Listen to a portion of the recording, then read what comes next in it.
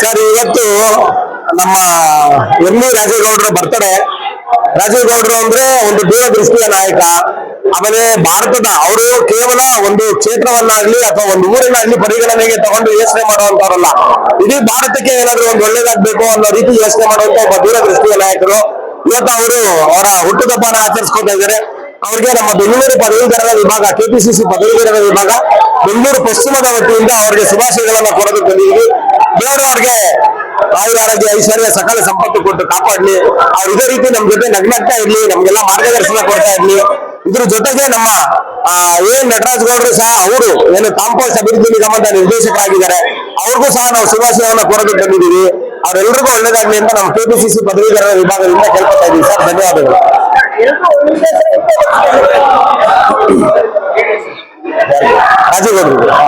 ರಾಜೇಗೌಡರು ಸರ್ಗೆ ಹುಟ್ಟುಹಬ್ಬದ ಹಾರ್ದಿಕ ಶುಭಾಶಯಗಳು.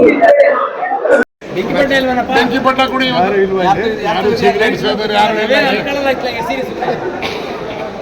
ಯಾರು ಏನು ಅನ್ಕೊಳ್ಳಲ್ಲ. ಬೆಂಕಿ ಪಟ್ಟಣ ಕೊಡಿ.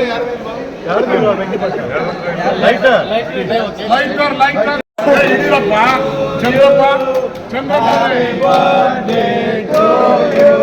ಹೆಂಗ್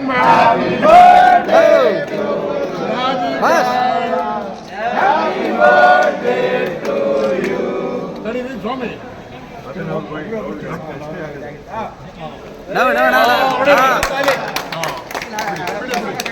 ನಾನು ತಗೊಂಡೆ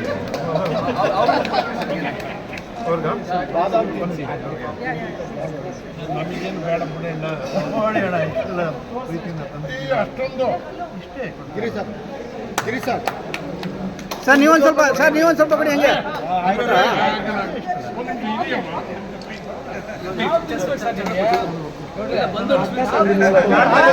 ಮೇಲೆತ್ತಿ ಸರ್. ನಾನು ಅದಕ್ಕೆ ಮೇಲೆ ಹತ್ರ ಹಿಂಗೆ ಎತ್ಕೊಂಡು ಬಂದು ಇಟ್ಕೊಂಡ್ರೆ ನಾವು ಹೆಂಗೆ ಸರ್ ನೀವು ಕೊಡಿ ಒಂಚೂರು ತಪ್ಪು ತಿಳ್ಕೊಬೇಡಿ.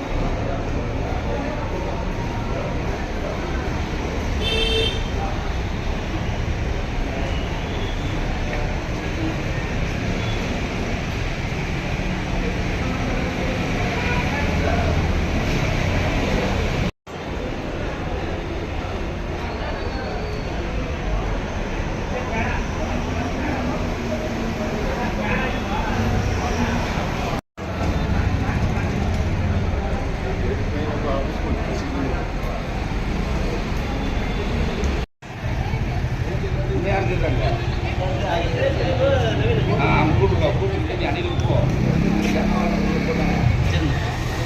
ಕೂಟ